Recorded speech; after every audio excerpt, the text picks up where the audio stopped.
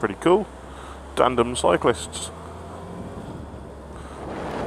Good morning all. It's a lovely Sunday morning, or almost afternoon, lunchtime, and I thought I'd go and take you all for a quick run through the Royal National Park and then on for fish and chips in Austin-le-Maire, because I am starving.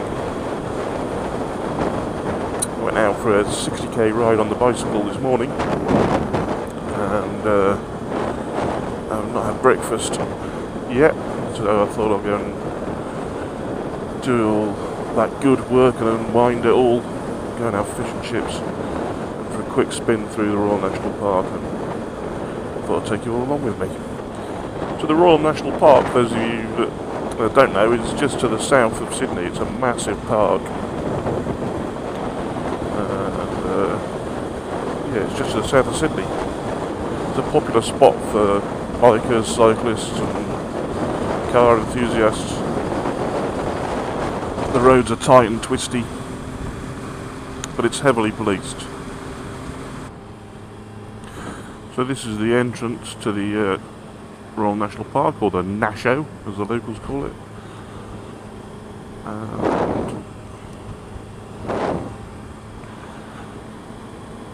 And it's been a park, I don't know, for a long time.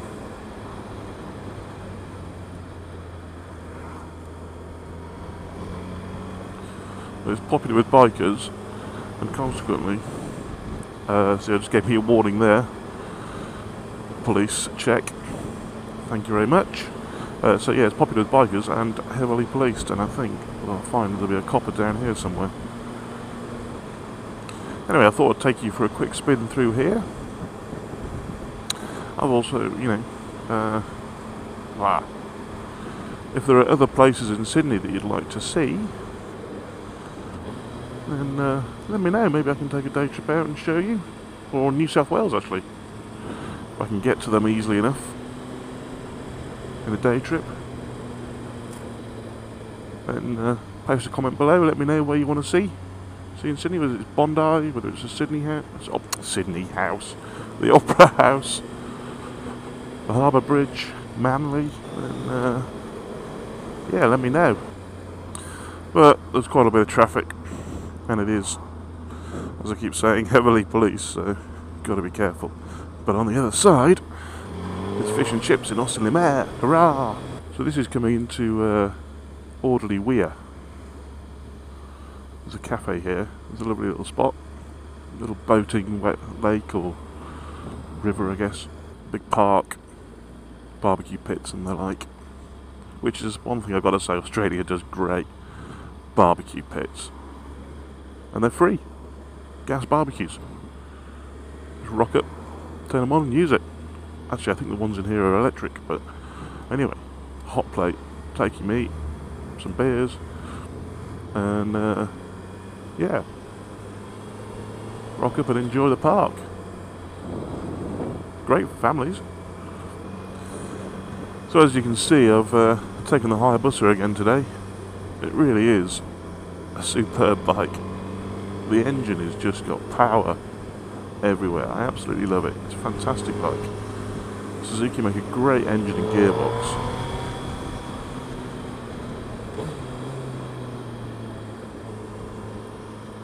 It's so smooth. You know, I've had a bunch of fuel-injected bikes, and pretty much all of them have a jerky throttle response. It some varies throughout the rev range. You know, the sort of hunting when you're holding it at constant revs. But this is just incredibly smooth. You can see why Suzuki barely changed it. And the power, well, at 180 plus horsepower. Don't really need a lot more than that for the road. To be honest, I probably don't need an awful lot more for the track. I don't know if I can handle that. It is a big heavy bike though, so it's not the lightest and the nimblest. But that weight smooths it out through the bumps, makes it easier to ride. You know, a lighter bike is a bit more flighty, can get more unsettled especially through the turns.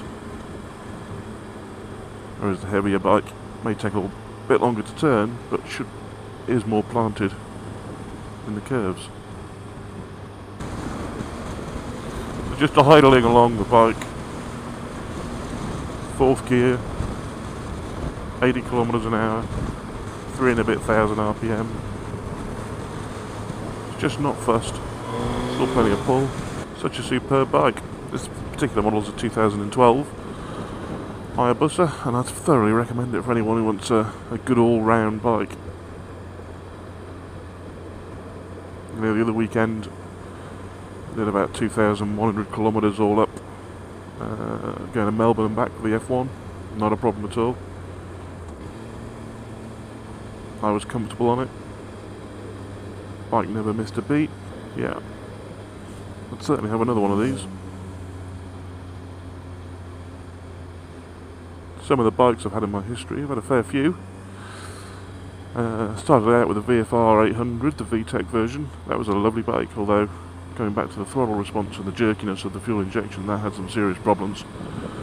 And the VTEC aside, it did have a very jerky throttle response.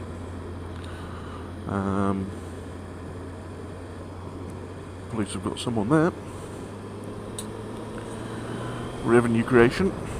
Anyway, so yeah, so the Honda VFR, had that for about 4 or 5 years. It was a great bike, I loved it. Just that throttle response. What did I have after that? I had a K1200S, a BMW K1200S, which is a bit similar to this sort of bike. It had a lot of performance. It was great, but the gearbox was a little bit clunky. Gearbox on this is much smoother. This is more power than that. But the 1200S handled so sweet with the power lever front end.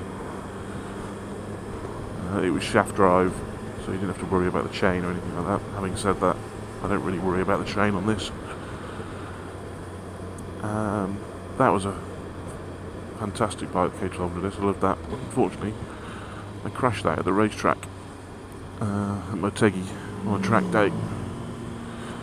So I swapped that, or binned it rather, and I bought a Ducati 1098S. That looked beautiful. It was black with a red trellis frame, Termignoni cans, carbon fibre extras on it. It looked great, it sounded great, and it went well. I just never got comfortable on it myself. I took it to the racetrack a couple of times and I never really felt right on it. It just never sort of gelled with me. So I swapped that after a year or so, just because, you know, bikes are for fun, and if it's not working, why hang on to it? And it wasn't. I mean, I love the looks of it. I'd have one in the garage, absolutely. But I don't know, I just couldn't get to grips with the Ducati the way it was set up. It just wasn't for me. So then I swapped that, and I bought a BMW S1000RR. Again, that was lovely. So much power, much lighter than this. About, you know, more power than this actually. Less torque, lighter than this. Yeah, fantastic. But unfortunately, I had to sell that when I moved to Australia. I couldn't bring it with me, so unfortunately I had to go back to the shop.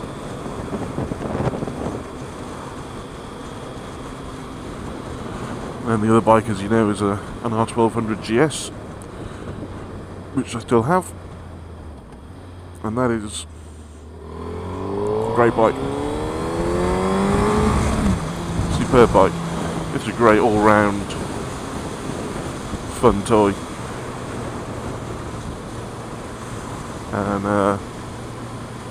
yeah, I love riding that. That's the everyday ride, that's the commute. This is the toy.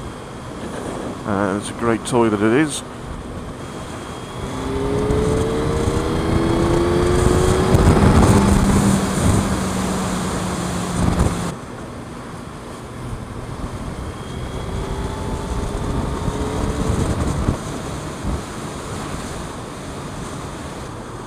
Starts to get windy through here, so it's a bit more fun. Some nice corners. Curves and corners, lad! Now the kid in front, screaming along in his little 250, is in his shorts, which is not the best idea. I don't know about you guys, but I'm a all the gear all the time type of guy. You really don't want to be coming off in shorts. Well, you don't want to be coming off, but if you do, you don't want to be in shorts. That's for sure. Here's the kid in his shorts coming up.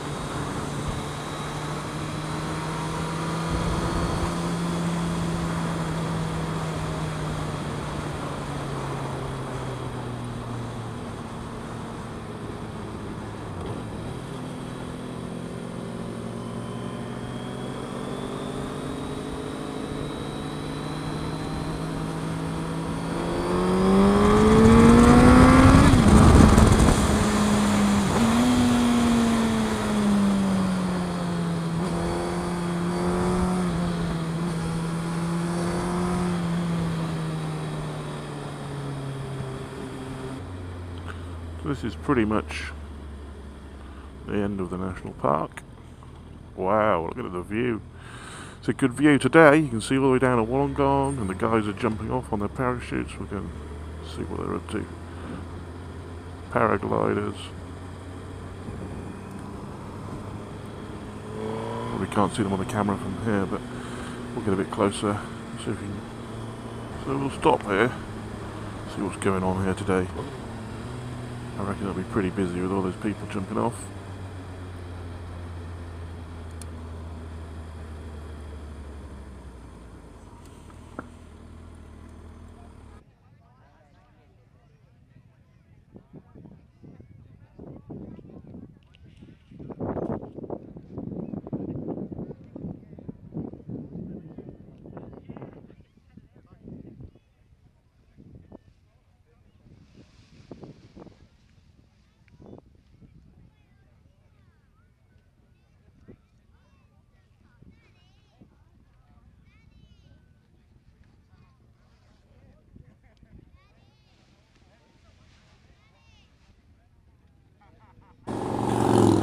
So that was Stanwell Tops, or Bully Tops I think, I don't know, Stanwell Tops, Bully Tops, one of them, and now we're going into Austin-le-Maire for fish and chips. Hurrah, I am so hungry, could chew the arse out of a low-flying duck.